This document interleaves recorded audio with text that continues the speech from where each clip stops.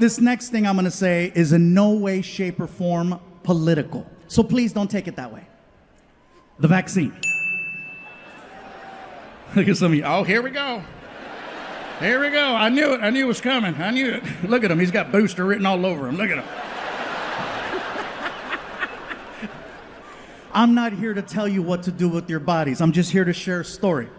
I got vaccinated, okay, and I'm not saying it to get approval. I'm just telling you because, hey, look, I was 85% of the underlying conditions. At this point, I'm rolling the dice. Plus, I wanted to work. I got the vaccine, but it was one of those things where, in the beginning, when you wanted to get the vaccine, you couldn't just walk into a CVS. You had to make an appointment, and it was a drive out. You couldn't just show up, because I tried. Oh, I tried using the face. I'm like, hey. Apparently this only works at Red Lobster. Oh yeah, I can show up at Red Lobster at 8 o'clock on a Saturday. It's on. Do you have reservations? It's fluffy, make biscuits! But for the vaccine, no, I made my appointment like everyone else. It was a drive-out location, There's a little speaker box. May I help you? This is very familiar. Yeah, let me have a large vaccine. Pfizer, Moderna. I got a coupon, whatever's free. Pull up to the window. And then I pull up to the next window. And then a guy who's all covered up. He's got the whole, Then you give them your arm, and then they harpoon you, and they make you park your car for 10 to 15 minutes in case you have an allergic reaction. So I'm sitting in the car, and I got the radio going and the AC going, and I glance over, and I notice that there's people there protesting. And that's fine. Protesting is a right, and I'm all for it, okay? My problem is when protesters leave the sidewalk and get right in your face. So here's what happened. I glance over, I see the protesters, and I locked eyes with one of them.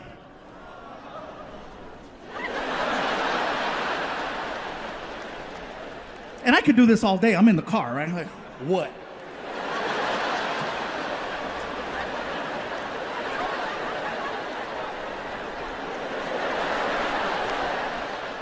The lady who I'm looking at all of a sudden starts walking towards me, and I'm like, shit. She gets to my car and she starts going off on me. And I have never had a complete stranger go off on me for no reason at all. She gets to the car and she's like, "You are so stupid. You are so stupid. How could you get the vaccine? How could you get the vaccine? You have no idea what you just put inside your body, dumbass." I didn't know what to say. I was like, "Bitch, I eat chorizo."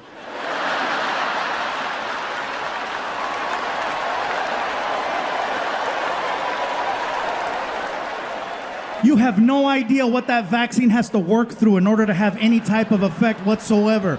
It's got to go through years worth of chorizo, chicharrón, carnitas, carne asada, freaking hot dogs, bologna, spam, menudo, caldo de res. Oh, it's got to go through the gauntlet.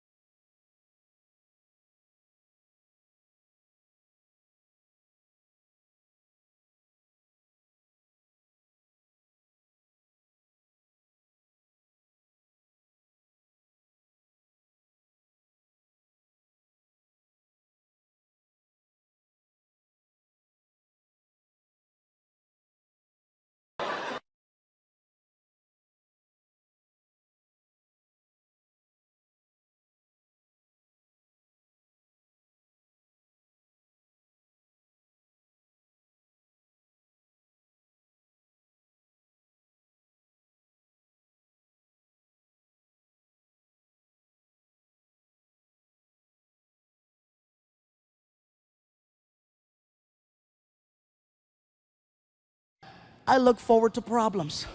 I like problems because if there's problems, Frankie and I can work on it together to find a solution, right? And I see that as a great form of bonding. Now, don't get me wrong, you guys. Sometimes it's expensive. Yeah, you're laughing. Let me tell you.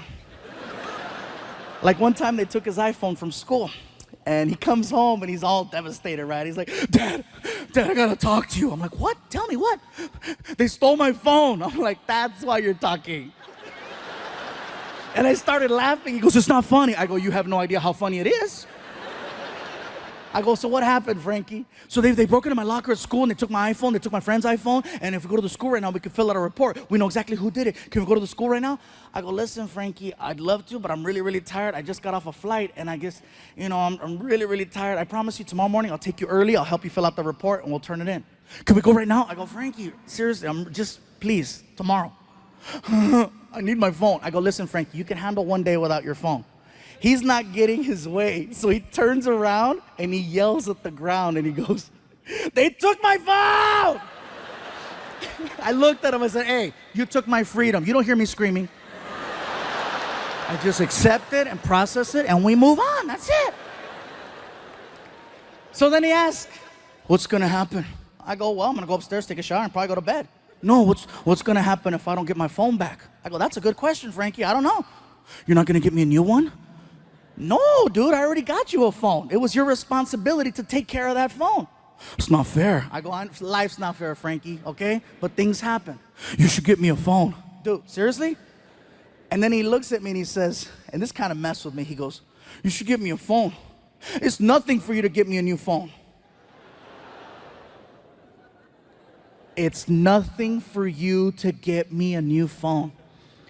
Bay Area, my son thinks that what I do is easy.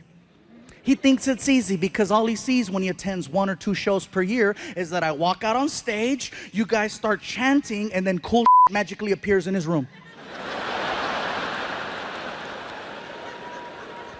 He doesn't realize that this is actually a job and there's sacrifice that comes along with it. So I told him, I said, listen, Frankie, how about this? How about you explain to me why I should get you a new phone?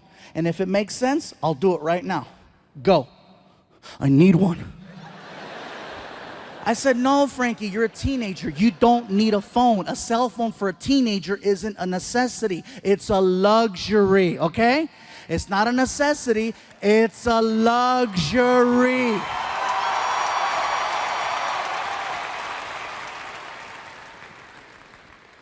He says, what if there's an emergency? I go, like what? Someone taking your phone?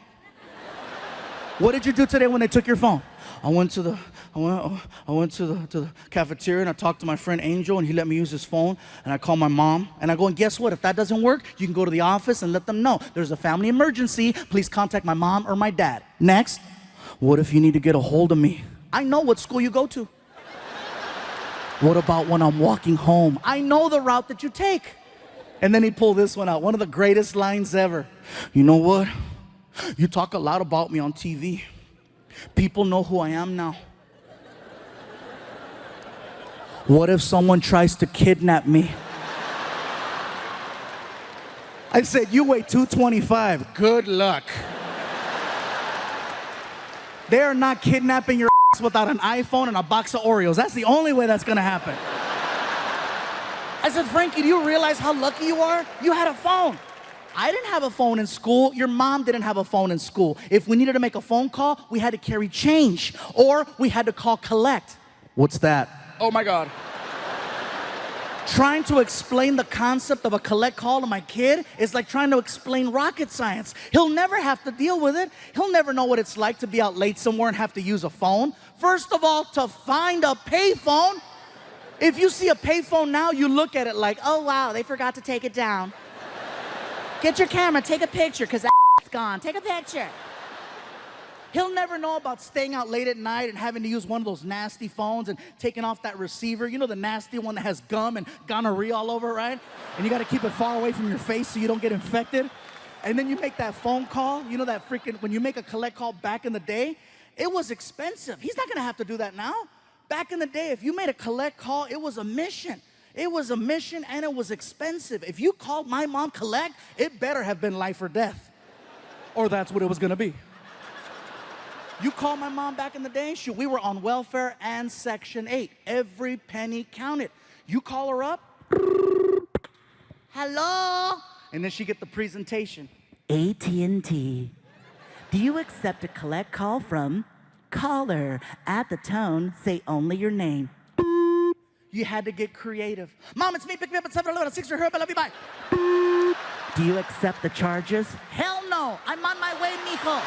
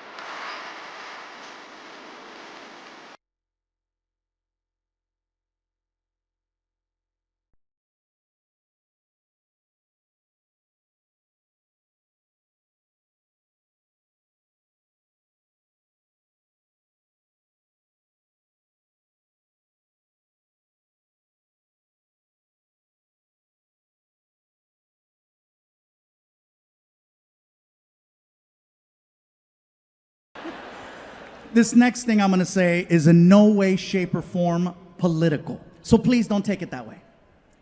The vaccine. Look at some of you. Oh, here we go. Here we go. I knew it. I knew it was coming. I knew it. Look at him. He's got booster written all over him. Look at him. I'm not here to tell you what to do with your bodies. I'm just here to share a story. I got vaccinated, okay, and I'm not saying it to get approval. I'm just telling you because, hey, look, I was 85% of the underlying conditions. At this point, I'm rolling the dice. Plus, I wanted to work. I got the vaccine, but it was one of those things where, in the beginning, when you wanted to get the vaccine, you couldn't just walk into a CVS. You had to make an appointment, and it was a drive out. You couldn't just show up. Because I tried. Oh, I tried using the face. I'm like, hey. Apparently this only works at Red Lobster. Oh yeah, I could show up at Red Lobster at 8 o'clock on a Saturday. It's on. Do you have reservations? It's fluffy, make biscuits. But for the vaccine, no, I made my appointment like everyone else. It was a drive-out location, There's a little speaker box. May I help you? This is very familiar.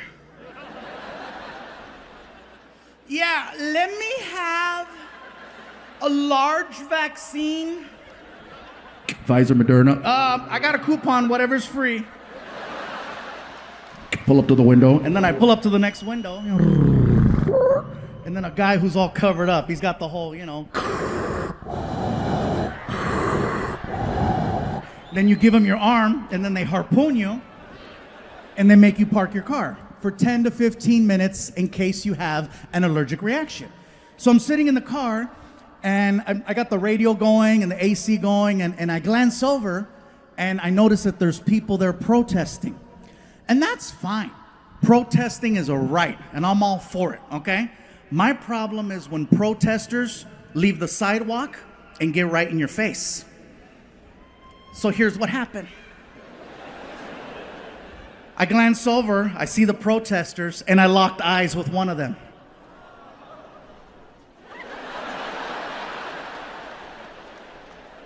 And I could do this all day. I'm in the car, right? Like, what?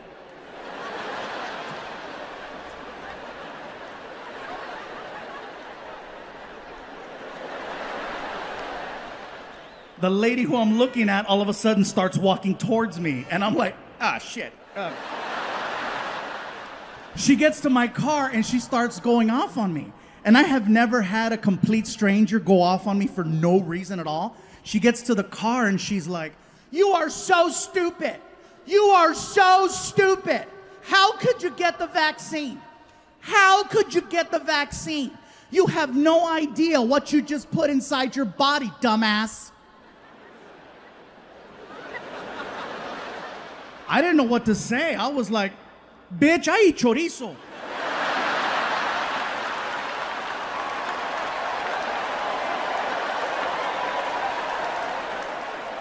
You have no idea what that vaccine has to work through in order to have any type of effect whatsoever.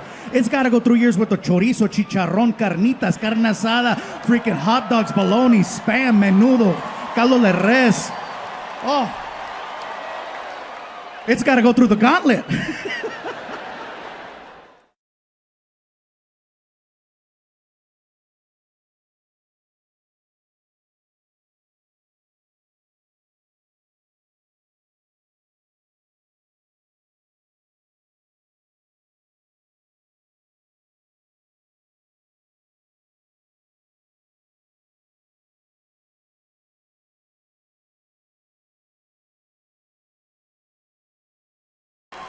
Because, after COVID, I wasn't sure what was going to happen. You know what I'm saying? Like, the only good thing I can say about 2020 for me was the fact that for some reason I managed to lose 70 pounds. Thank you. Yeah, I lost 70 pounds. People ask me, "What's your secret?" I said, "It's no secret. They closed all the goddamn restaurants. That's a secret. I didn't know how to cook. That was the secret. It was me at home with a Foreman grill making weenies. But we were on tour in Kalamazoo, Michigan when we got the news that we had to go home. And then we came home and we all turned on our TVs and we watched them lie to us. I'm not trying to be a conspiracy person, but they told us, remember? It's only going to be 2 weeks. That's it. They told us 2 weeks. All right? Ladies and gentlemen, we'd just like to ask that you go home for 2 weeks, be with your loved ones, be with your family, just 2 weeks while we figure things out. Dr. Anthony Fauci has given us some new information to go by. Just 2 weeks, that's all we need. Just 2 weeks. And I apologize for using the same stereotypical old white voice, but that's the one that they used. Because that's the one we listen to in a time of crisis. It couldn't be any other voice. It couldn't be, no hombre, cállate, shut up, mira. No más 2 weeks, okay? No más tú. You're gonna go home con tu mamá y tu papá. And if COVID come to the house, you tell COVID, hey, no está aquí, güey. Come back another time, it's okay. Just 2 weeks. It couldn't be any other voice. It couldn't be, I tell you what, this is what you're gonna do, goddammit. You're gonna take your ass home, you're gonna hunker down. You're gonna hunker down, and if COVID shows up at your front door, get her done right there to the face. Okay, that's what you're gonna do. Just 2 weeks. It couldn't be any other voice. It couldn't be, all right, listen up, okay, this is what's gonna happen. You're gonna go home, you're gonna be with your family and them, right? And if, oh, you don't wanna laugh at the black voice, huh? Whatever, that's your guilt, not my guilt. I'm fine. I'm fine. But yeah, just 2 weeks. That's what they told us. 2 weeks. And 2 weeks turned into 2 months, turned into half a year, turned into a year plus. And little by little, they told us who was most at risk for COVID-19. Come to find out, it's people over 45, okay? People who are overweight. Here we go. Diabetics, no chingas, really? Most at risk, Latinos and African Americans. Bye, Felicia. I come to find out I was 85% of the underlying conditions. Over 45, overweight, diabetic, high cholesterol, high blood pressure. Apparently, COVID is my Tinder match. Someone finally wants to swipe right, and her name is Corona. Yeah.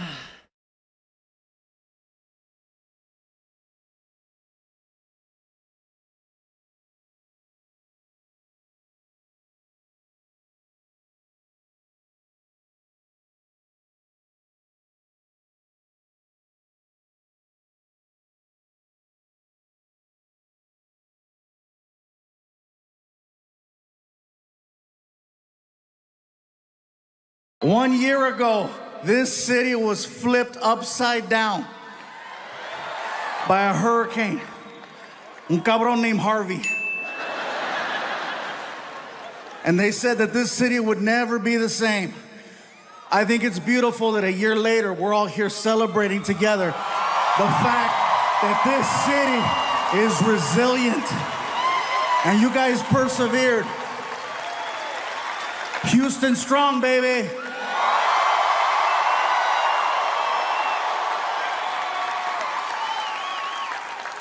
Yeah, that's serious. In all sincerity, you guys, I'm not trying to kiss your ass. I already got your money. Friggin' Houston, I love this town. I've been coming here for 20 years. 20 years. Started off performing at a comedy club called The Laugh Stop. And then, of course, we jumped over to the Improv, and then I performed everywhere. I even did a one-nighter in Tomball.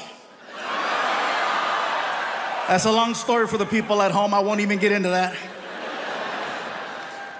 I want to give you guys a heads up and let you know now that tonight I feel extra comfortable.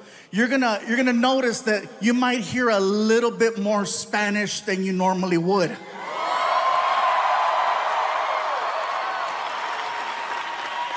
And you can't do that just anywhere, but you can do that in Houston. Now, to everyone watching at home who's freaking out, like, oh my God, I didn't sign up for this. If I say something in Spanish, my promise is to translate immediately so that everyone enjoys the show, okay? Because I know the second I said Spanish, people are freaking out, you know? All the people that drove in from the Woodlands are like, hey, hey, hey.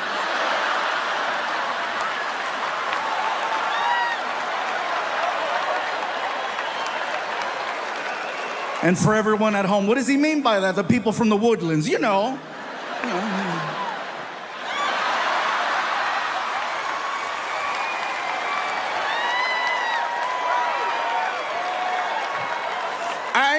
know he is not referring to us. The nerve of him. He needs to go back where he came from, over by Airline Road.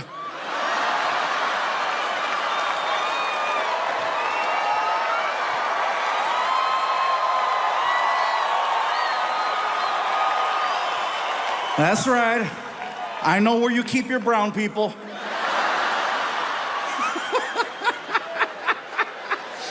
This is awesome. This always pisses off Netflix. They're like, Gabriel, we really wish you would just do a show that's general, that everybody understands. Why do you have to make your show so personal? Only people in that city are gonna get it.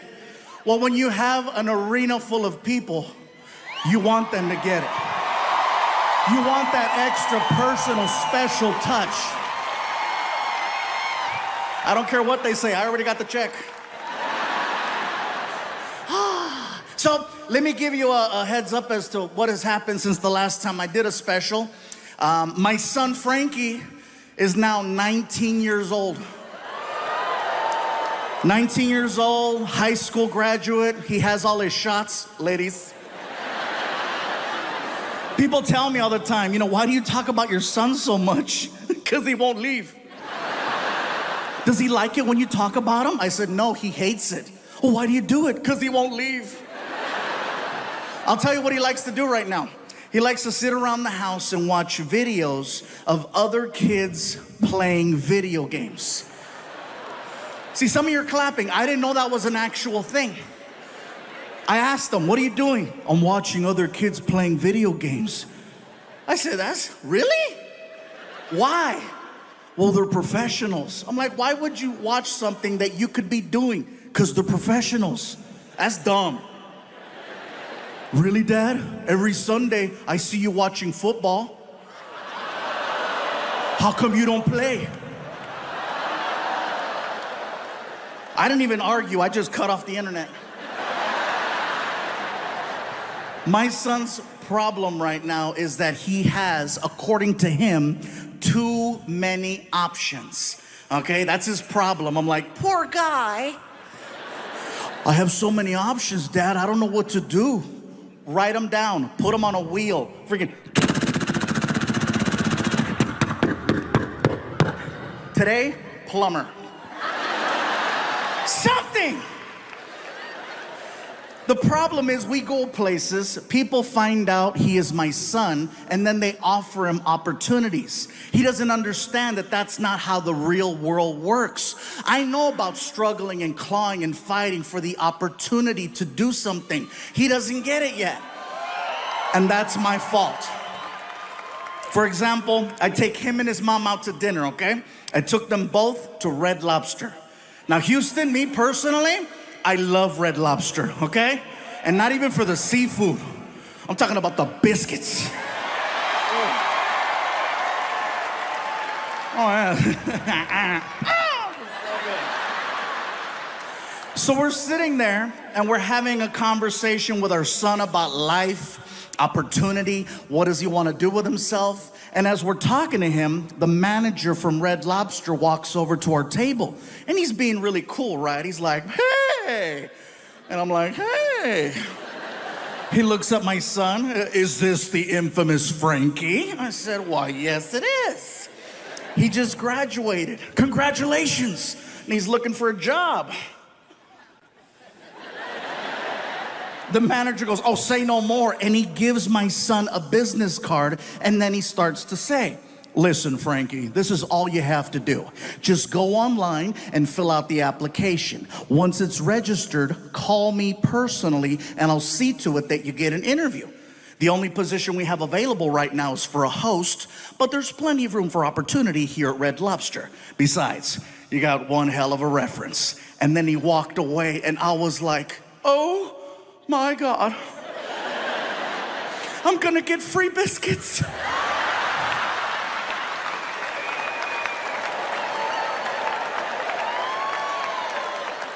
My son looks at me and says, I don't want to work at Red Lobster. I said, Frankie, no one is making you work anywhere. This is just another opportunity that you're wasting. Okay, no Red Lobster. What's your plan?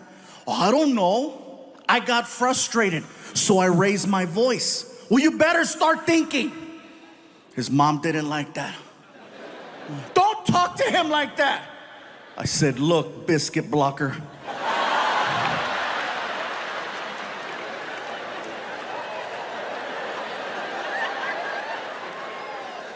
See, up to this point, we have agreed on how we raise our son. But in this situation, she's trying to protect him from the world. I'm trying to prepare him for the world. If he cannot handle me raising my voice to get his attention, to see the bigger picture, he's not ready for a world that doesn't care about his feelings.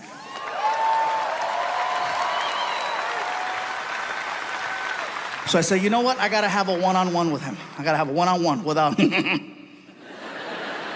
So I take him out to the movies. We get in the car, we take off. Little 20-minute drive, okay? As we're driving, I figure I'll have a little one-on-one with him. Maybe this way it doesn't feel like a talk. I thought he understood what I was trying to say. It's late, we're leaving the movies, we're pulling out of the parking structure, and out of the corner of my eye, I see a cop car. And I made a sound, I was like, ugh. And Frankie goes, what is it, Dad? I said, there's a cop at the light. What are you worried about? He's gonna stop us. How do you know? Watch. I made that left turn.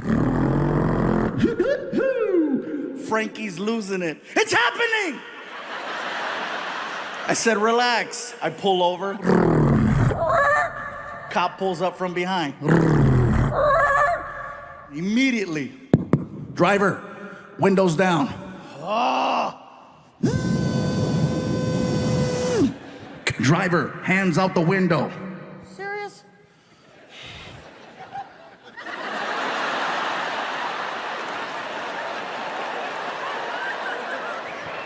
Both of them. I can't, I'm fat! He gets to the window and he's got the flashlight and he shines the light right in my face. He's like, license? Yeah. Here. He takes the license and then, of course, do you know why I stopped you? Officer, no, I don't, but I'm sure you're about to tell me. You don't have a front plate on your car. I said, officer, you're absolutely right. I do not have a front plate on my car, but my name is actually on the front of the car. Excuse me, my name is on the front of the car. I own a 2012 Ford Flex, and the Ford Flex has the actual word flex written on the hood. I have a friend who does custom automotive work, and he took all the letters off the car except for the letter F, and he made letters so that it spells fluffy on the hood. Okay? Yeah, it sounds impressive. You can do it too for like $23. It's not that bad. They're like refrigerator magnets. You can even move them. Like one day a letter flew off and it said foofy. Look at me, que pendejo. I know, stupid, right? So the officer walks around to the front of the car and he takes his flashlight and he shines the light right on the hood. And he does this, he goes, I knew it! And my son goes, what does that mean? I said, that means we get to go.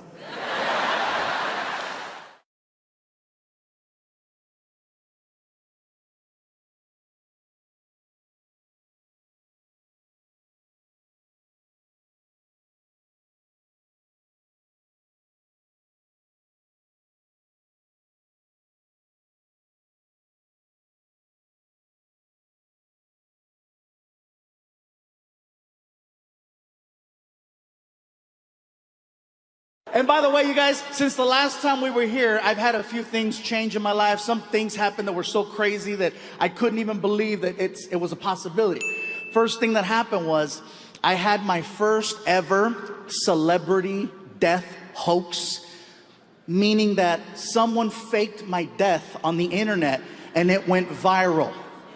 Someone wrote an amazing article that was read by over 30 million people that was so good, even I was like, oh my God, I was so nice. TMZ reported it for 30 minutes until they called my publicist and confirmed that I was still alive. The article said that I had died October 31st from complications of type 2 diabetes. And in my head, I'm thinking to myself, that's a hell of a day to kill a diabetic. You know what I mean? That's like killing Santa on Christmas Eve. 30 million people read this article. No one thought to call me.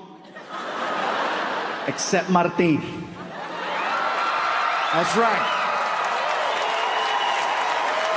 Martin was the only one that called me. And I think that was just to verify that he still had employment. I got that phone call. Hello? Martin was like, hey, you dead? No, man, I'm good. I figured you would have texted me. And I would have, because that's the kind of friend I am, you know? I even asked my son Frankie, I said, Frankie, did you hear I died? That's what they meant. I go, what do you mean that's what they meant? Well, my friends were asking if you were okay. I go, what'd you tell them? I hadn't seen you. And so, well, apparently I died. Welcome back. And that's another thing that's changed, you guys. My son Frankie is now 18 years old. And 1 week away from graduation.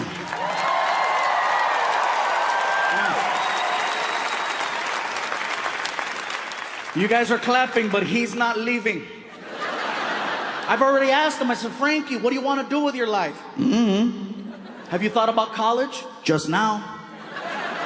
I'm like, Frankie, you do realize that all you need to do is get accepted. I tell a lot of jokes. I will pay for your entire college education, no matter where you want to go. As long as you get accepted. What do you think about that? I say, you know, if you want to go to school in California, we'll make it happen. You want to go to school out of state, we'll make it happen. I said, hell, I'll even do one of those international programs. You know, the ones where you give them one of your children and then they give you one of their children? What is it called when you kid swap? Thank you. Sorry. That's right. Exchange. Some of you are like, that's called human trafficking. Different program. I would love to do an exchange program with my son, but don't give me a regular kid. If I'm gonna do an exchange program, give me a kid from like a hardcore third world country so that he appreciates all the basic things most American children take for granted.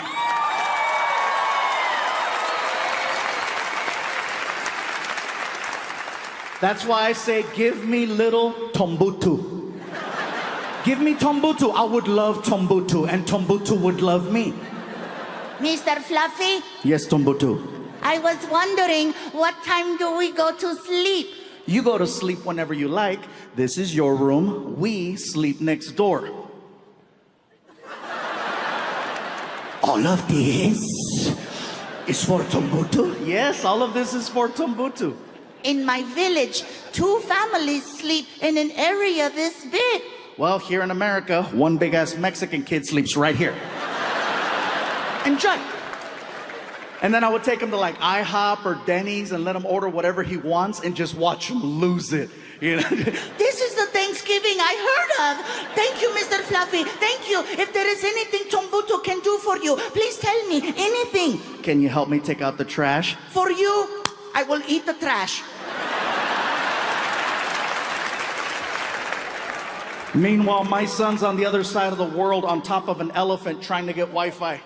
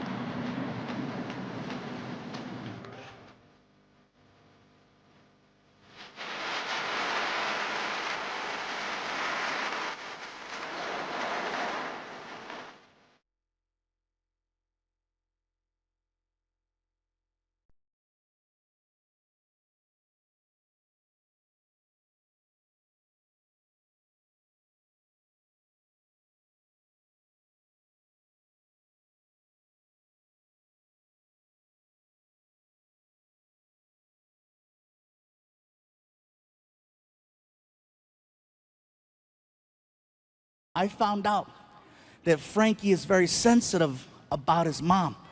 And he's at the age right now where affection really bothers him. Not necessarily from me, because if I try to hug him, he's cool with it, because I give those quick bro hugs, like, hey, what's up, However, if his mom is standing right next to me, and I reach over and I grab her hand, he sees that as gross, and he'll make the face. What? Ah. The hand? That's gross, Dad. I go, that's not gross, Frankie. That's not gross. Baby, open your mouth.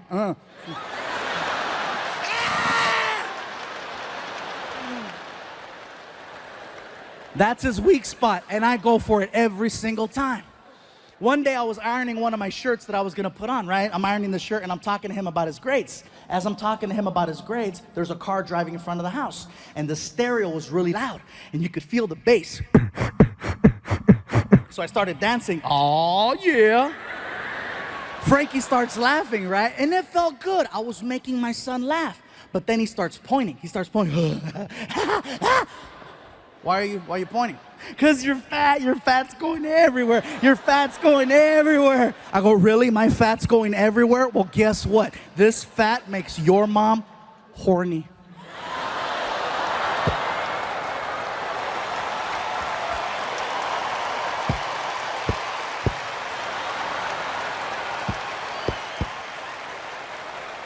And he's like, ah! If I ask him to do something and he doesn't do it, like for example, as parents, you want your kids to go to sleep by a certain time because you need them to wake up in time to get ready for school. Frankie's cutoff is 11 o'clock. It's pretty late, if you ask me, for a kid. Sometimes he'll push it to midnight. And he'll play dumb. Oh, I don't know what time it was. Yeah, whatever, you're only holding a clock. But I get it. I used to play dumb too. So then he'll walk in his room and he'll say, oh, good night, Dad. And he'll close the door. And he thinks he's slick. He takes a towel and he starts rolling up the towel. And he puts it under the door so that I can't see the light coming from the TV. Sounds pretty genius, right? But hello, cover the rest of the stupid door. He freaking turns on his big ass TV and it looks like immigration's breaking into his bedroom. And so what happens is he'll stay up until 2, 3, 4 o'clock in the morning, and he's supposed to wake up at 6. His alarm goes off, and he sleeps through the alarm. And it's a real alarm. It's not a radio. It's freaking. Whole house awake. Him? And it's right here. So I gotta get out of bed and I go over to his room and I open the door and I kick the stupid towel out of the way. And then I walk over, you know.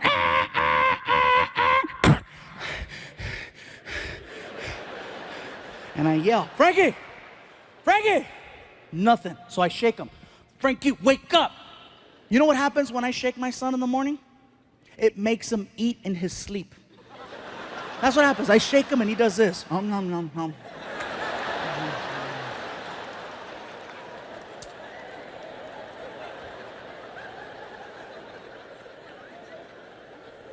So you know what I do? I get on top of the bed and I slowly lay on top of him. And I apply my full weight, bro, all of it. Slowly, and you could hear him. Oh God! Oh God! You're too big! You're too big! And then I whisper in his ear, that's what your mom said.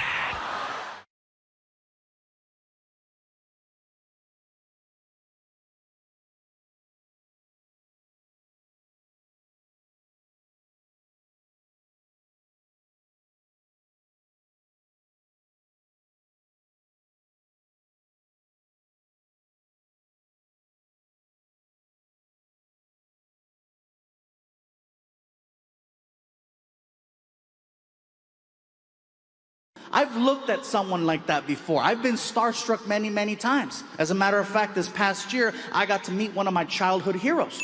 I got to meet Arnold Schwarzenegger. Now, some of you are clapping, some of you are like, wait. Well, here's the thing. I didn't love him as a politician, and I was too young to know him as a bodybuilder. All I knew is the movie Terminator was my favorite movie, and he was the Terminator. So, here's the story. I'm in LA at this red carpet event for some movie that I still haven't seen. I'm standing there with my publicist, okay? I'm standing there with my publicist, and she's explaining to me how the red carpet works. Listen, Gabriel, this is what's gonna happen. You're gonna go down the red carpet, and then the paparazzi's gonna start taking photos of you, and then someone's gonna ask you some questions. It's a lot of fun. Then we'll go inside, and then we'll go to the after party. It's gonna be great.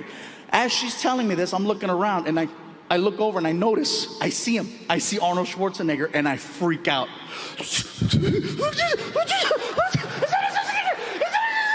Relax, relax. You've never met Arnie? I said, no, I've never met Arnie. I work with him all the time. He's really nice. Would you like me to introduce you? I'm like, Yes. she takes me by the hand and she walks me directly to Arnold. I'm freaking out so bad, I look like a big ass toddler.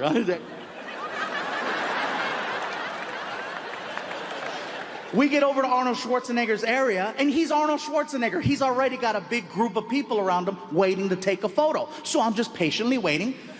As I'm watching him, you guys, I gotta tell you right now, no one on this planet is better at meeting people than Arnold Schwarzenegger. He is the greatest people meter I've ever witnessed. And the reason I say this is because when you meet him, he's very engaging. He grabs your hand, he pulls you in, he looks at you in the eyes, and he turns it on.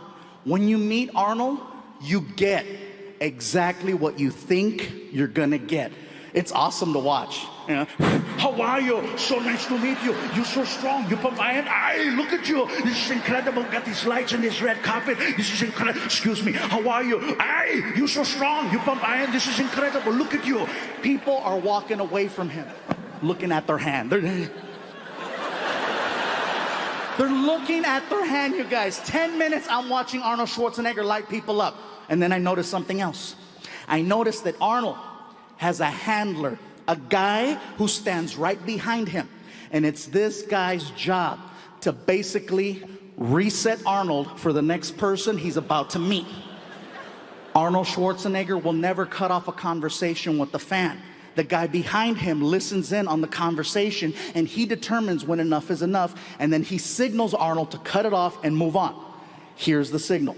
He grabs the back of Arnold's arm right there, 2 times. 1, 2. That lets Arnold know, cut it off, time to move on.